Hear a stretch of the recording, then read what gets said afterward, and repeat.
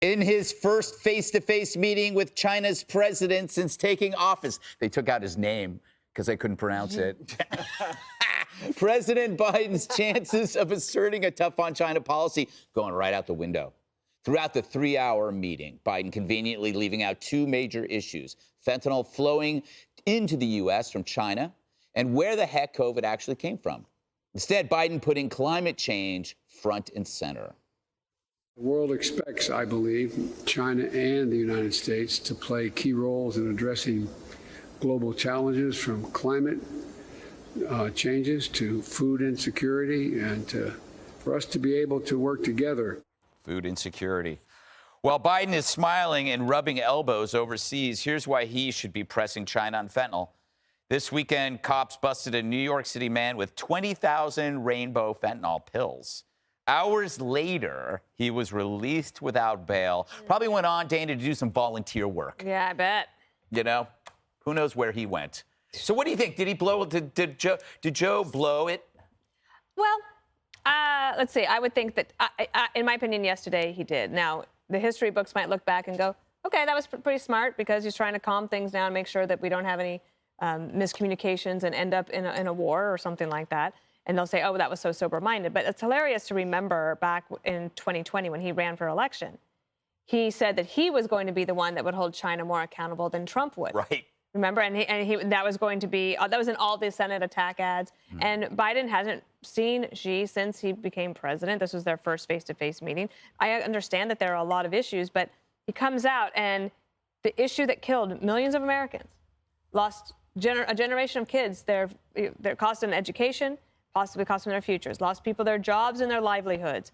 And that is not the first thing that you say at your press conference to America after the meeting. Now, I hope that it came up because China unleashed a global pandemic on the world and nobody has held up them account. Nobody's seen him for 2 years. So I would say, I think today that was a disappointment. Yeah, and then you add to the people that aren't being killed by COVID, Jesse, are being killed by pills. It's true. And they're young people. A lot of them are healthy, 120,000 people. These could, I mean, I guess you could appeal to Joe by saying these could be your voters. Then maybe you might care. Well, what about his son? His son has a drug addiction, so he should even take this more seriously. During the campaign, he said that Xi was a thug who ran concentration camps, and he wouldn't be afraid to send B-52 bombers over there to send a message. Now he's Mr. Softy, like the ice cream all of a sudden. No, let's talk about climate change instead. Do you remember all that talk about whether the Russians had dirt on Donald Trump and that was maybe affecting his policies? Why don't we ever hear about maybe the fact that the Chinese have dirt on Joe Biden, if that's affecting his policies? Do you remember the amount of pressure Donald Trump was under to constantly have to confront Vladimir Putin to his face, hold him accountable for interfering in the election? Did you ask him if he interfered? Did you confront him about interfering? And he's like, yes, I did it. And I did and it. he said he didn't do I did it. And then finally, no, there's no pressure, except maybe from this show, for the President of the United States to confront Xi on all of these deaths. If you add up COVID and fentanyl, you're talking over 1 million American deaths. To say that a police state, a surveillance state, has no clue who's sending synthetics to North America to bake into pills? Come on. Do they have no idea that this virus came from a lab? Well, first they blamed the Americans, then they blamed the Australians, then they blamed the wet market, burned it, and then rebuilt the wet market. It's still going on. And the intelligence agencies that Joe Biden tasked with finding out whether it sprang from a lab, all of a sudden, couldn't figure it out. It was 50-50. These guys know if Putin has cancer. They know if someone hacks Crooked's email. They can put a missile through a window 3,000 miles away. They can't tell if it came from a lab. Everybody knows it came from a lab. And last thing, can you explain the jacket they wear over there? What is with that jacket, Dana? Which way? Can I see a picture? You know the jacket that he's wearing? Oh. It's like, what is that? You mean, so every time they get together, this is kind of one of the most painful experiences that any president has to go through. President Trump did it too.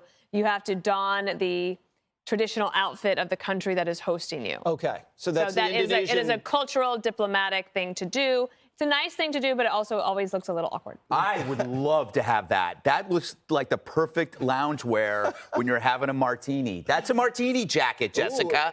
Don't you agree? Look, Jesse's wondering why we don't know, but isn't it kind of obvious that nobody in power wants to know COVID's origins, or else we would? We're all all the governments must be culpable because they like gain of function. What does it tell you? Yeah. Absolutely. Yeah. It's called gang of function. Yeah. I mean, that's Not why gang, we're but not gang. Gang of function. Gang, yeah. G-A-N-G. There's no question. Yeah. I mean, that's why no one's looking into it, because of our complicity in it. Yeah, pretty. Can I keep going or Yeah, no? keep going. Wanna go to Jessica, you want to go? My name was called, but I shall go last. Sorry. No, it's fine. Gang of function. Gang of function it up. Yeah. Go ahead. No, Okay. I don't mind going last. Go ahead. Okay, here's the thing. Piers Morgan this morning said something very interesting. He said that this morning when he was talking about Biden, when last summer he met Vladimir Putin and he looked him down and he told him, don't do anything, don't you go invading Ukraine.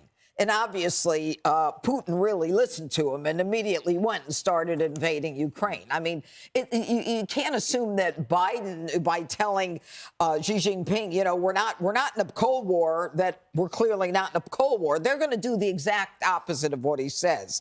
And, Biden, he talks about human rights, okay, and China's possible abuse of human rights. But he doesn't talk about the human rights of Americans as it relates to the fentanyl that's coming over here, as well as the COVID.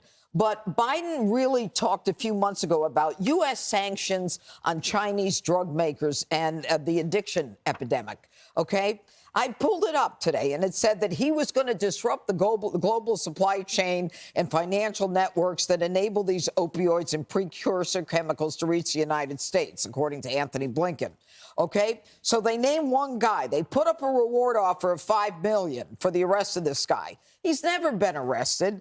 And they talk about how they're going to impose sanctions when they get him, how they're going to impose sanctions on all these foreign countries. And the order allows them to target foreign deal makers directly rather than focusing on cartels. It's nonsense. It's words. It doesn't mean anything. Everything he says he's going to do on a foreign, on a international scale, no one believes him and no one's afraid of him. Jessica, end this segment with sheer brilliance. Okay. So no one is ever satisfied with what a world leader does at one of these things. You don't have enough time to cover every single important topic. And top of the list, it was the aggression surrounding Taiwan after Nancy Pelosi decided to go. That was something there was bipartisan concern about and also bipartisan support for her to go there.